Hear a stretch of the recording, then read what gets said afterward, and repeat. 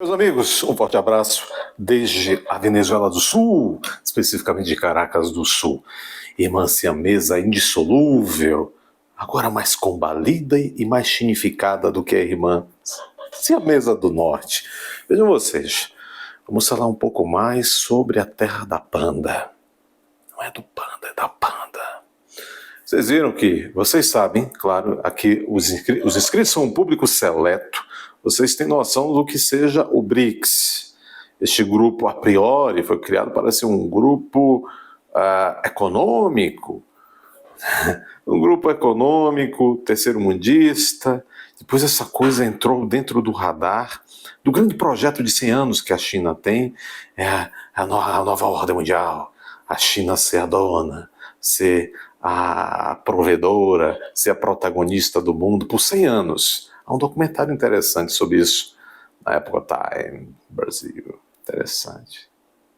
Bem, então é nesse sentido que a China vem trabalhando. Quem deixou a China se tornar o que se tornou, ou de propósito, ou por incompetência? Os Estados Unidos. Foi justamente a partir do final dos anos 80, início dos anos 90, que a China ela foi encaminhada para isso que está aí hoje. Lentamente, durante boa parte desse percurso, lentamente, silenciosamente, lá em determinado momento dessa história surge o Xi Jinping. O Xi Jinping.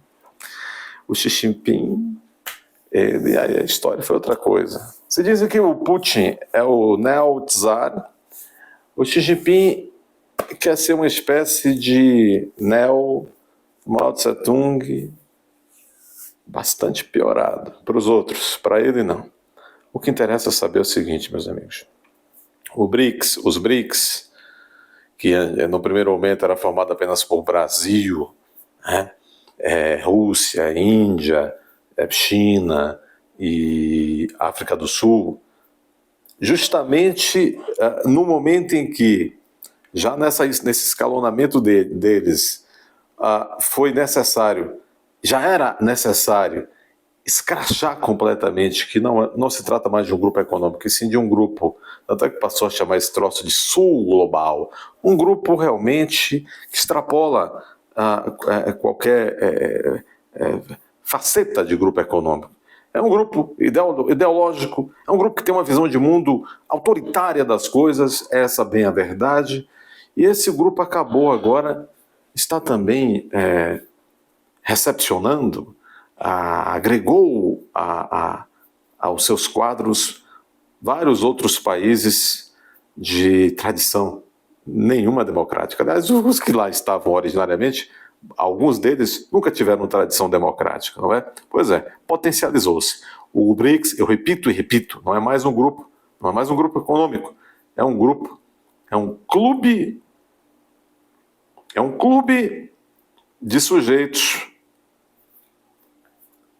que estão mandando em países e eles têm uma visão pouco respeitosa dos princípios democráticos no cenário mundial.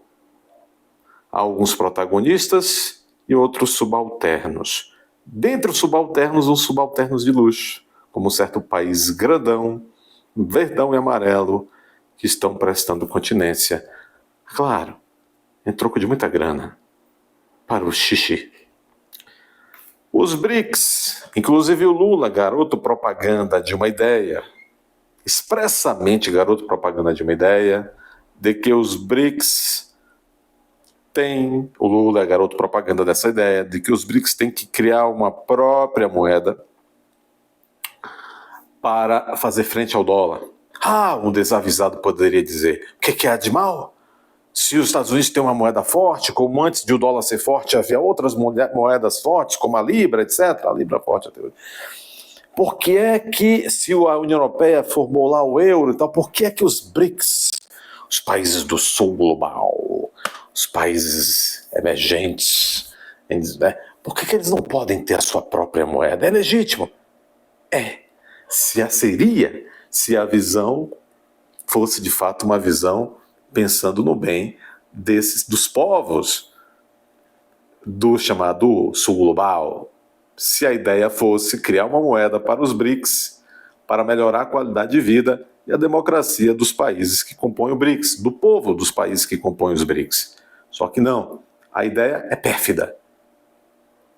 Não é buena. Depois nós poderemos nos estender sobre isso.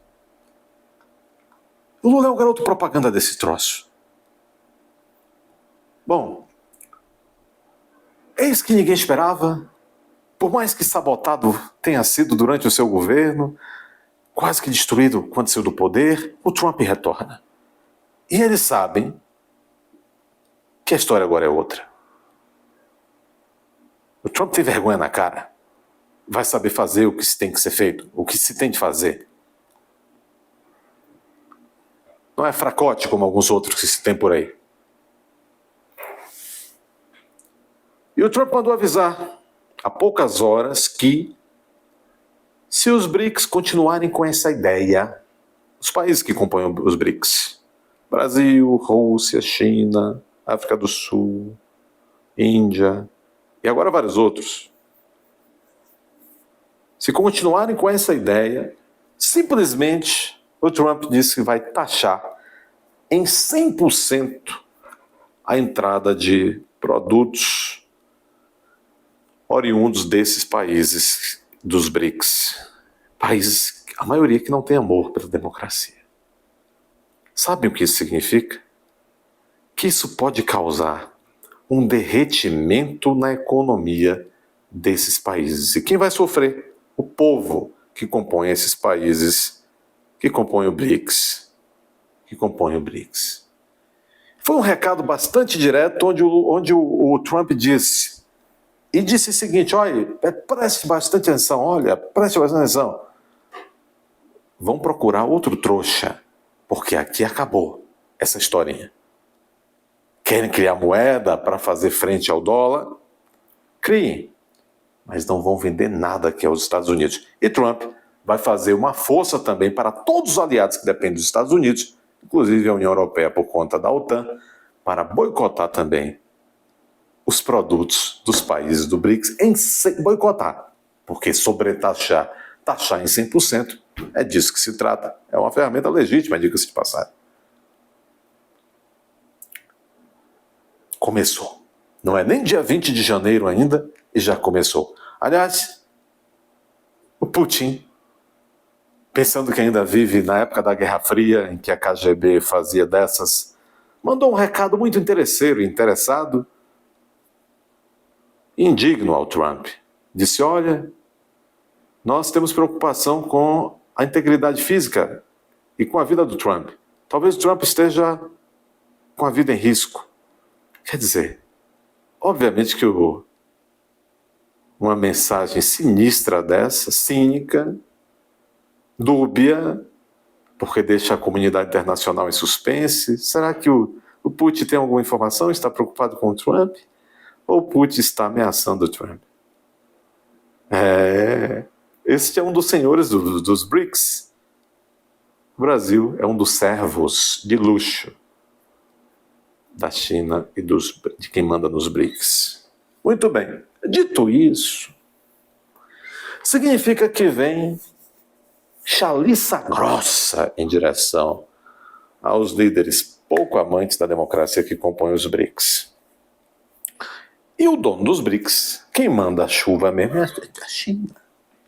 Há pouco vocês viram, atônitos igual a mim, o verdadeiro regabofe do Olimpo que o Lula e a Janja ofereceu ao exigente Xi Jinping, que disse: não vou ser recepcionado, não vou no Palácio do Planalto não, que não confio na segurança de vocês. Armaram lá uma pataquada nunca antes vista na recepção de um chefe de Estado estrangeiro no Brasil, um negócio desproporcional, grandioso para o Xi Jinping. Quanta puxa-chaqueça. A influência da China hoje no Brasil, e vamos chamar assim o intercâmbio que existe hoje entre Brasil e China, claro, o Brasil como subalterno, não duvidem disso, é preocupantemente profunda essa relação.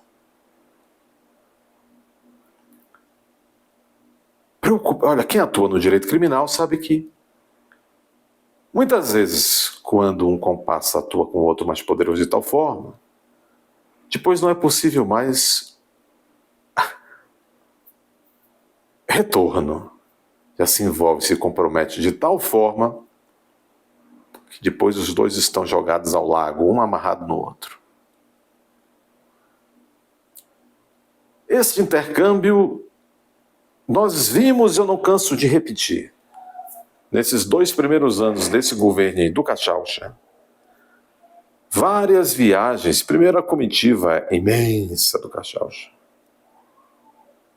passaram uma semana na China. Zé de Cerro. Dilma outro dia ganhou uma coleira de ouro que o Xi Jinping deu por altos serviços prestados. Foi lá no salão mais importante do Palácio Presidencial da China que ela baixou as ventas e o cangote e o Xi Jinping, cara, é minha, botou a coleira de ouro, está aí. Uma aparente homenagem, uma comenda importante que Xi Jinping colocou a coleira de ouro ali, né, na Dilma. A Dilma é presidenta do BRICS, que se o Trump sobretaxar em 100% os produtos do BRICS, além de ter falido uma loja de 1,99, a doutora Dilma Rousseff também acrescentará também a falência dos povos dos BRICS a seu currículo. O intercâmbio, viagem do comandante do Exército Brasileiro, o Thomas Paiva. A China permaneceu lá uma semana. Do Deus presidente do Olimpo, STF, o Barrosa, que passou uma semana também fazendo intercâmbio com a Corte Constitucional de uma democratura. Isso é incrível. O que foi aprender o Barrosa por lá? Bom, o Zé de Cerro, entre outros, veja, e eu quero dizer o seguinte: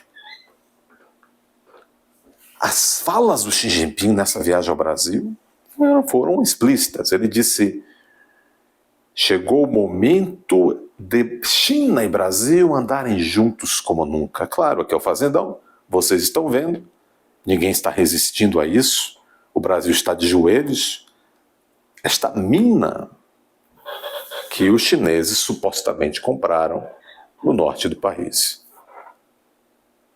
É óbvio que a partir de 20 de janeiro a coisa vai mudar bastante, porque os Estados Unidos, enfim, acordaram e disseram: essa gente atravessou o oceano, é perigosa, está muito próxima, está aqui no nosso quintal. E isto vai parar. E não pensem que isto é brincadeira do Trump, que é blefe do Trump. O que a China está fazendo em termos de se apossar estrategicamente aqui da América do Sul, claro, mutatis mutandis, resguardadas as devidas proporções e de momento e de velocidade, é muito parecido com aquele movimento em que os soviéticos colocaram aquelas fragatas com aquele armamento boom nos anos 60 e colocaram em direção de lá, do leste europeu, aqui para Cuba. Queriam instalar aquelas ogivas em Cuba. À época, presidente, o John Kennedy, e aquilo houve uma queda de braço. Como é que os Estados Unidos poderiam permitir que a União Soviética colocasse ogivas próximos à Flórida? Porque Cuba está ali colada na Flórida, no estado da Flórida. E nenhum nem outro que iam ceder naquele momento. Na época, existia um Papa. Alguns apelidavam de Papa Bom. Hoje sabemos das relações maçônicas do João 23. Estudem, pessoal, para saírem da caverna de Platão. Uns dizem Papa Bom, outros dizem Papa Maçônico. Estudem, tirem as suas conclusões. Eu já tirei a minha. Acabou que o mundo raciocinou um pouco melhor, falou: não pode. A União Soviética não pode colocar esses troços no quintal dos Estados Unidos. Mais ou menos é o que a China está fazendo hoje com essa influência que ela está aprofundando na América do Sul. E de 2023 para cá, de janeiro de 2023 para cá, a profundidade das relações do governo chinês, do Estado chinês com esse Estado aqui xandônico é algo inexplicável. Ô, Mourão, tu pensa que enganas quem? No dia 1º de janeiro, enquanto o Cachaça tomava posse, o Mourão estava em um hotel de luxo reunido com o Mourão, que era senador eleito, nem era mais vice-presidente da República, mas já devia ter feito das suas enquanto era vice. O Mourão estava reunido com o vice-presidente da China. Meus amigos, já por várias vezes, elementos do alto escalão do oficialato das Forças Armadas chinesas entraram no Brasil nesses 2 anos. Não sabemos quantos elementos foram, trazendo o quê, quantos voltaram, quantos ainda estão aqui. O que interessa é o seguinte: há uma nova leva desses elementos do alto comando da China entrando no Brasil. Está aqui na revista Sociedade Militar, Poder Militar Chinês desembarca no Brasil. General Zhao Jialiang lidera a visita de novo ao comando, matéria de 28/11 desse 2024. O general Jialiang lidera a visita do Comando Militar do Leste com 16 oficiais do Exército de Libertação Popular. 16 altos oficiais liderados pelo general Zhao Jialiang da China. O poder militar chinês desembarca mais uma vez no Brasil. O encontro inclui palestras e reforça a colaboração bilateral na área de defesa. Não sejam trouxas, como diria Trump. Em uma demonstração de estreitamento das relações entre Brasil e China, uma delegação da Universidade de Defesa Nacional da China visitou o Comando Militar do Leste no Rio de Janeiro. Começou nesta última terça, 27 de novembro de 2024. A comitiva, composta por 16 oficiais generais e chefiada pelo general Zhao Jialiang, do Exército de Libertação Popular da China, foi recepcionada por altas autoridades do Comando Militar do Leste, incluindo o general de brigada Ricardo Mousselin, chefe do Estado-Maior do Comando Militar do Leste, e o general de brigada Lúcio Alves de Souza, chefe do Centro de Coordenação de Operação do CML. Todos os milicos batendo continência para os vermelhos.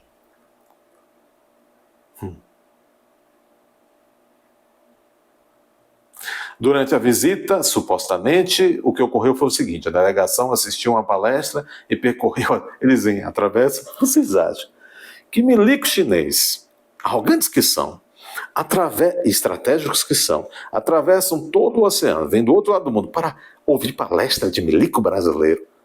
Cai na real, rapaz. Como diria Trump, vai procurar outro trouxa. Durante a visita, a delegação assistiu a uma palestra e percorreu as instalações históricas do Palácio Duque de Caxias, sede do Comando Militar do Leste. O encontro teve como objetivo reforçar a colaboração e os laços de amizade entre os países, especialmente na área da defesa. Atravessaram o oceano para reforçar a colaboração e laços de amizade. Vieram tomar um café gourmet da Chapada Diamantina. Fizeram tudo isso para isso. Só isso. Mandaram um café de Mucugê, grande cidade de Mucugê, a localidade muito legal, paradisíaca, com café maravilhoso. Mandaram lá para os chineses, vieram para cá por isso. A informação foi publicada por quem? Pelo site oficial do Comando Militar do Leste. É isto. Eles estão vindo e Trump está chegando. Quem ficará ao lado dos chinos? Os 200 milhões de brasileiros? O Saluli e os seus asseclas? O Brasil vai abandonar uma relação de estreita amizade e colaboração genuína, verdadeira, genuína não é uma boa palavra, não lembro aquele sujeito. O Brasil vai abandonar uma relação de fraternidade e mútua colaboração de 200 anos com os Estados Unidos, que tem todos os defeitos, mas nós os conhecemos, pelo menos sabemos mais ou menos quem são, até nos defeitos, e vai agora abraçar essa camanistada de quinta categoria que está ameaçando o mundo? É uma boa pergunta. Deixem seu like, inscrevam-se como membros, comentem.